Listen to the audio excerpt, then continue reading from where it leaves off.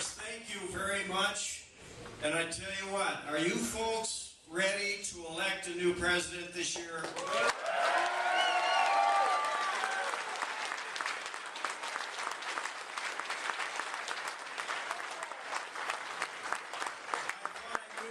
To that question, and I have invited all four of the major candidates to come here to North Dakota and tell us what they have to say about becoming President of the United States. We are delighted today to have one of those four candidates, Ron Paul, here to speak to us. Yeah! Yeah.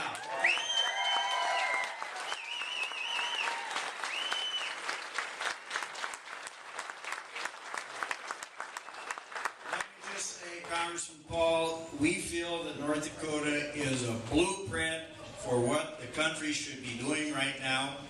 We've got a balanced budget. We've had a surplus, well, each of the last 4 years. We think that we keep our house in order in North Dakota, and if the nation would do that, we would all be in great shape. That's right. We also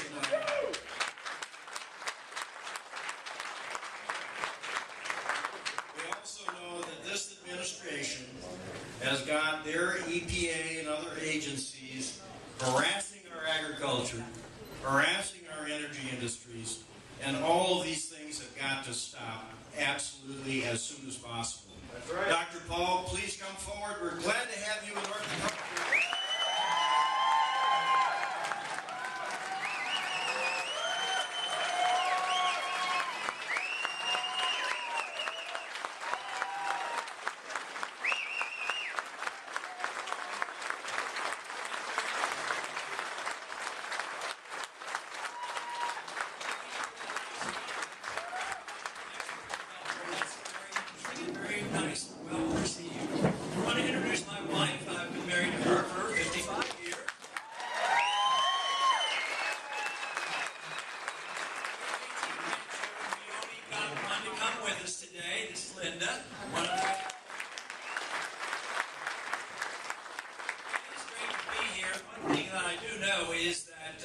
In this state, people are very friendly, and they're very much oriented, even from the short meeting that we've had so far, very much oriented to limited government and more freedom.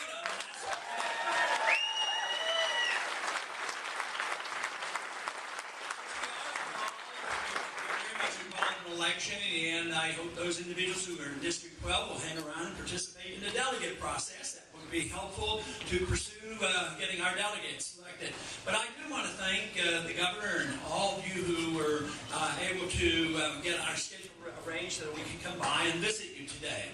But, you know, we do face a lot of problems. And no matter where I go, though the economy is doing well here, there's always the threat hanging over our heads no matter where we are. What are the feds going to do to us? Are they going to overtax us, overregulate us? Are they going to destroy the economy with bubbles and a very deeply flawed monetary policy which affects all of us? And the one reason why I think we should be looking at monetary policy, addressing the subject of bad money, and looking at the Federal Reserve and find out why they are causing way too much mischief.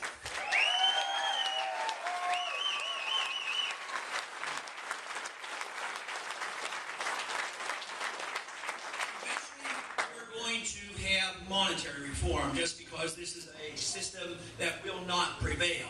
Now, others who are very much in the establishment and the internationalists know this to be the case, and they are laying plans. But guess where they are laying plans for a new monetary system, financial system? Under the United Nations, and that is what we have to prevent. We need monetary reform, and it should be here under our national sovereignty. Yeah, right!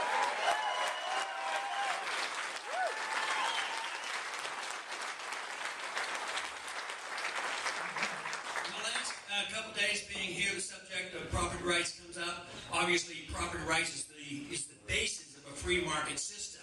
But we've gotten to the point where we don't really have ownership of our property. Of course, we're taxed on the property, and then we're regulated at all levels. But the one thing is, if you have to have regulations, they have to be local. They should not be from the federal government. The Constitution...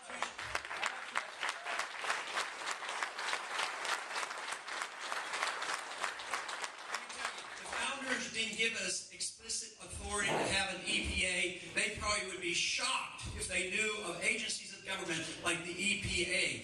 I'll tell you, the fact that property is very, very important, environment is very important, it doesn't mean in private property ownership that we ignore our neighbors. It means we handle our problems differently.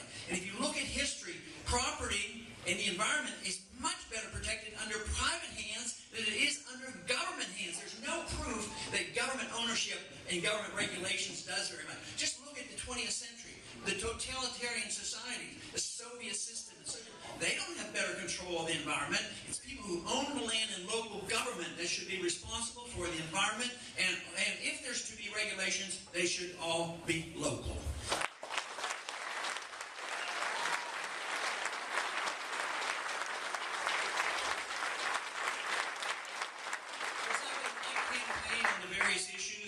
Which we do not have time now, but one has been the monetary policy, one is the free market. The debt is a big, big burden. That's why I'm proposing that we cut $1 trillion out of the first year's budget to get that.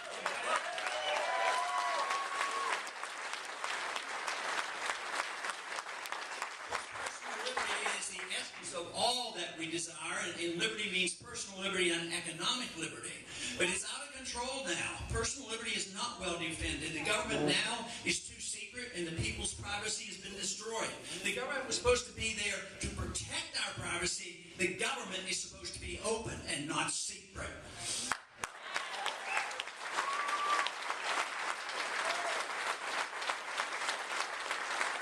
This assumption that government can regulate us and protect us against ourselves has led to way too much interference in our lives. For instance, in agriculture, you know, our American tradition has been around for a long time, and there was a certain substance that was allowed to be raised, and probably not too far from here, it was traditional.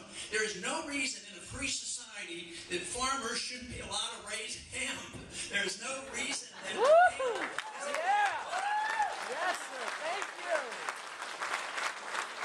Woo! Also, in a free society, farmers ought to be allowed to sell raw milk. You know, the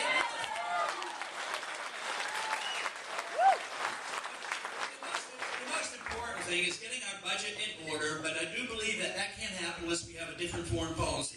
This foreign policy of intervention and occupation is not what the founders gave us. We don't have the moral authority, we don't have the legal authority to be occupying lands and practicing preventive war, preemptive war. We are overseas now in over 900 bases, 130 countries. In the last 10 years, our efforts overseas has added $4 trillion to our national wealth. Think how much wealthier this country would have been if we had not spent that money. And there was one way that could have been prevented. Had only people in Washington that would insist that we only go to war if there's a declaration of war in our national defense, fight the wars, win them, and come home, and not have these perpetual no-win unconstitutional wars.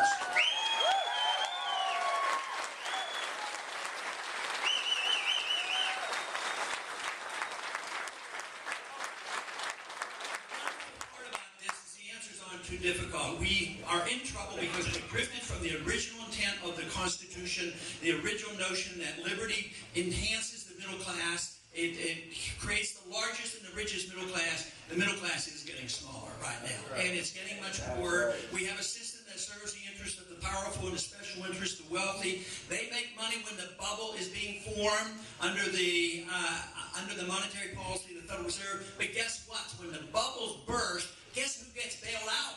The people who have been making all the money. And what happens to the bad debt? Gets dumped on the American people.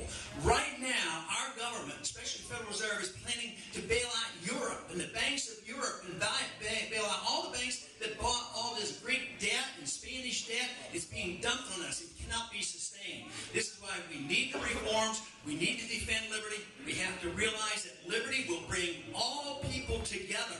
And this is why the message of liberty is very broad-based. It's not designed for Republicans. It's not designed for Democrats. It's designed for the American people. If we truly understand what personal liberty is and how it comes from our Creator and how our liberties and our lives come from our Creator, it should and can bring all of us together for us to once again understand that the American American dream is alive and well. Thank